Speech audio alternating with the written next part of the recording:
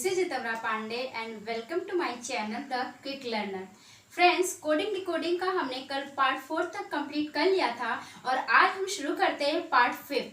Part 5 भी वैसे ही उतना ही इम्पोर्टेंट है जितना पार्ट 3 और पार्ट 4 इम्पोर्टेंट था। पार्ट 5 में आपका मैं कुछ पोर्शन बैंक का भी लेके चलूंगी so that you can cover both SSC and bank simultaneously. तो देखो पार्ट 5 में होता क्या है कि यहाँ पर इस तरह का क्वेश्चन रहेगा कि कोई भी आपके पास शब्द दे देगा, जैसे eat, at,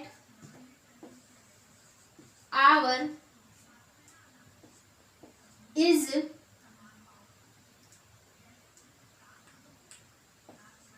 as।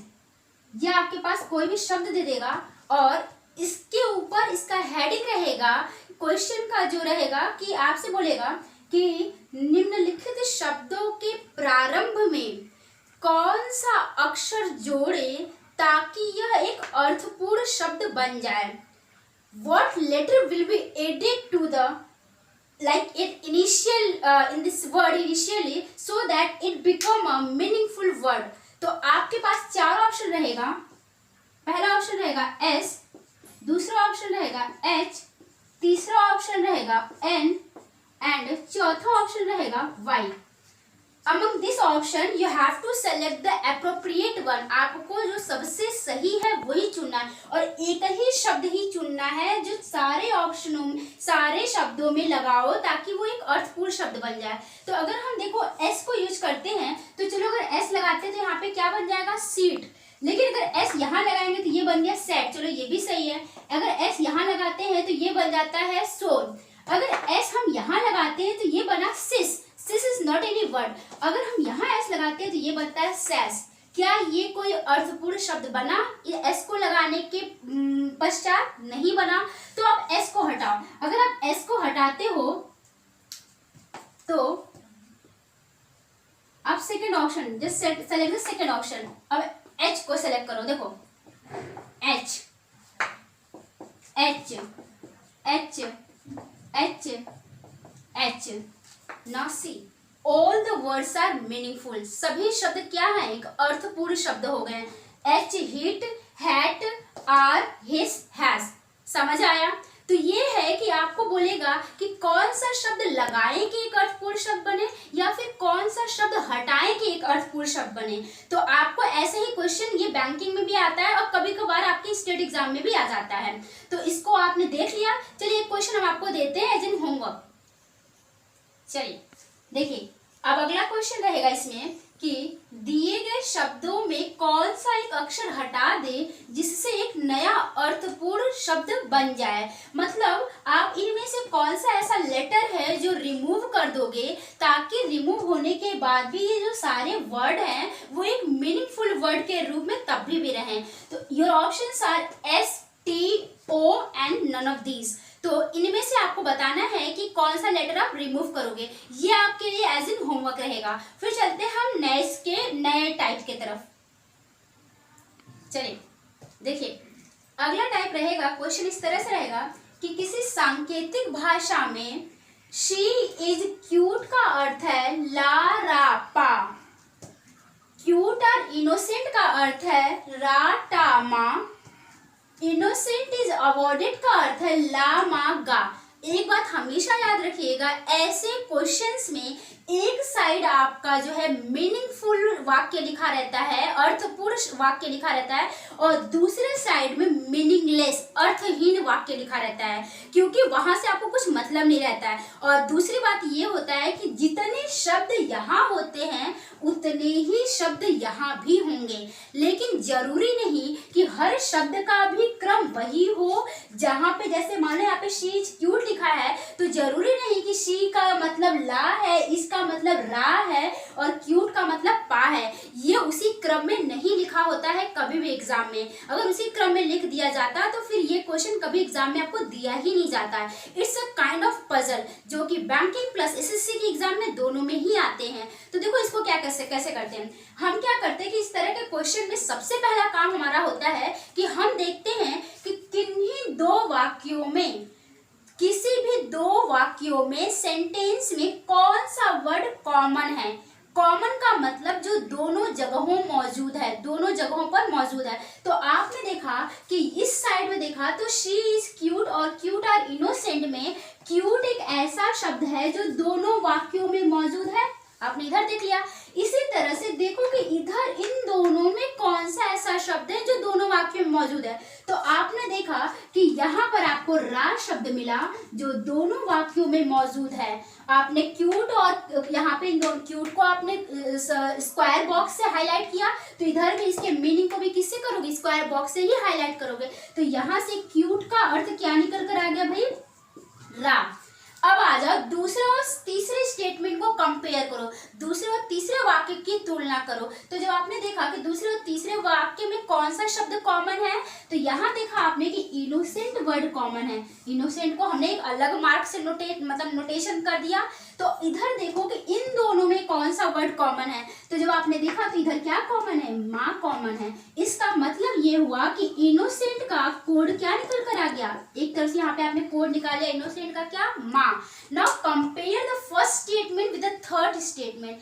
पहले वाक्य को तीसरे वाक्य से तुलना करके देखो and you will again find some common word. तो आपने पहले और तीसरे वाक्य को जब कॉमन करके देखा, तुलना करके देखा, तो आपने देखा कि यहाँ पर क्या कॉमन है, इज कॉमन है। सिमिलरली अगर पहले और तीसरे वाक्य को देखोगे, कंपेयर करोगे, तो आपने देखा कि यहाँ क्या कॉमन है भाई, ला कॉमन है। तो इस तरह से इज का कोड क्या आ गया, ला आ गया। तो आपसे प्रश्न पूछ देगा, बताएं कि अवॉर्डेड का कोड क्या होगा, किसका कोड, अवॉर्डेड। तो आपने देखा कि अवॉर्डेड तो इसी लाइन में मौजूद है, और अवॉर्डेड का कोड क्या हो गया, गा हो गया।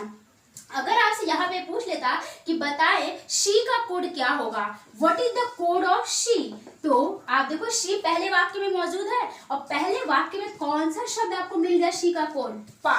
क्यों, क्योंकि बाकी शब्द तो आपने पहले से ही उसके मीनिंग निकाल रखे हैं। ये बात समझ आया। तो आपने देखा कि शी का कोड क्या निकल कर आ गया, पा निकल कर आ गया। फिर वह इस तरह से देखा तो आर का कोड क्या निकल कर आ गया, टा निकल कर आ गया। ये समझ आ गया। अगर ये समझ आ गया तो एक क्वेश्चन मैं और आपको समझा देती हूँ और उसके बाद एक क्वेश्चन होमवर्क दे दूंगी। चलिए इसको आप नोट कर लो। चलिए ये आपका फिर वैसे ही क्वेश्चन है। यहाँ पे लिखा है किसी सांकेतिक भाषा में एप्पल इज ग्रीन का कोड है पिट नाय टॉम, ग्रीन एंड व्हाइट का कोड है नाय फॉर हो, शर्ट इज व्हाइट का कोड है हो टॉम का। तो आपसे पूछा है एप्पल का कोड क्या होगा, तो फटाक से आप इसको भी देख लो। देखो पहले और दूसरे वाक्य में कौन सा शब्द कॉमन है, कौन सा शब्द है जो दोनों जगह मौजूद है। तो आपने देखा कि पहले और दूसरे वाक्य में ग्रीन शब्द दोनों जगह मौजूद है। यहाँ पर देखो कि कौन सा शब्द दोनों जगह प्रेजेंट है, तो आपने देखा कि नाय शब्द दोनों जगह प्रेजेंट है। इसका मतलब हुआ कि ग्रीन का कोड क्या निकल कर आ गया, ग्रीन का कोड निकल कर आ गया नाय। इसी तरह से दूसरे और तीसरे वाक्य को जब आप कंपेयर करोगे तो यू विल फाइंड कि white word is common among this two sentence. तो आप फिर इधर कंपेयर करो तो आप देखो कि इन दोनों वाक्यों में कौन सा शब्द कॉमन है, तो यू विल फाइंड कि हो शब्द कॉमन है। तो आपने यहाँ से निकाल लिया कि व्हाइट का कोड क्या निकल कर आ गया भाई, हो निकल कर आ गया। अब आप पहले और तीसरे वाक्य को कंपेयर करो तो आप देखोगे कि कौन सा शब्द कॉमन है, इज शब्द कॉमन है। नाउ कंपेयर हियर तो यू विल फाइंड कि टॉम शब्द कॉमन है। तो आपने यहाँ से टॉम, तो आपको यहाँ निकाल लिया आपने कि इज का कोड क्या निकल कर आ गया, टॉम निकल कर आ गया। एंड क्वेश्चन आपसे पूछा है कि what is the code of Apple, Apple का कोड क्या होगा। तो आप देखो कि एप्पल का कोड क्या हो गया, पिट। समझ आ गया। डायरेक्ट आपको निकाले, क्योंकि आप जब तक किसी को वहां से रिमूव नहीं करोगे तब तक आप एक्चुअल आंसर पे नहीं पहुंच सकते हो। और ये कंपैरिजन मेथड ही इससे कर सकते हो। ऐसा नहीं कर सकते हो कि आप डायरेक्ट सोचोगे कि एप्पल यहाँ पहले नंबर पे है तो पिट भी पहले नंबर पे है, तो इस तरह से ये हो जाएगा। ऐसा नहीं हो सकता, क्योंकि जब आप यहाँ देख रहे हो कि शर्ट यहाँ पे पहले नंबर पे है पर इसका कोड यहाँ से क्या निकल कर आ गया, का। यहाँ पहले नंबर पे पर यहाँ पे कितने नंबर पे है, तीसरे नंबर पे। तो ये डायरेक्ट कोड कभी नहीं लिखा होता है, हमेशा ये जम्बल्ड फॉर्म में लिखा होता है। समझ आ गया। तो चलो एक क्वेश्चन ये आपके लिए होमवर्क है। ये है क्वेश्चन, गिव मी एप्पल का कोड है 786, ईट ग्रीन एप्पल का कोड है 958, गिव ग्रीन फ्रूट का कोड है 645। तो आपसे क्वेश्चन पूछा है what is the code of green Apple, green Apple का कोड क्या होगा। इसको आप करना और इसके सॉल्यूशन हमें कमेंट बॉक्स में सेंड करना। तब तक के लिए हम आपको एक और क्वेश्चन आपको देते हैं, ठीक है। चलिए आपने ऐसे क्वेश्चन भी हमेशा एग्जाम में देखे होंगे और ये हर ही पेपर में आता भी है।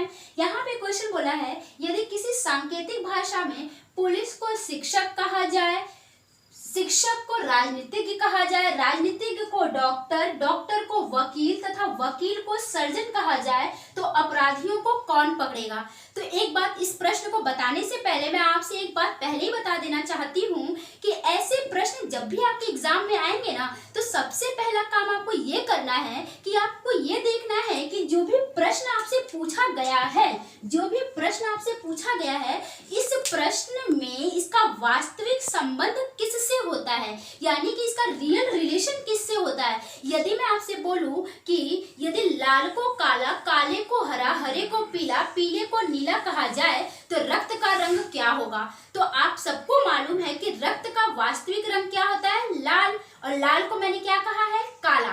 तो आप आंसर दोगे क्या, काला। यानी कि जो वास्तविक संबंध जिससे भी प्रश्न का होता है उसको क्या कहा गया है, वही इसका आंसर होगा। तो अगर मैं बोलूं कि रक्त का रंग क्या होता है, लाल, तो आप कहोगे कि लाल। अगर मैं बोलूं कि पत्तों का रंग क्या होता है, हरा, तो आप क्या आंसर दोगे, हरा। यदि मैं बोलूं कि आसमान का रंग क्या होता है, तो आपका आंसर होगा नीला।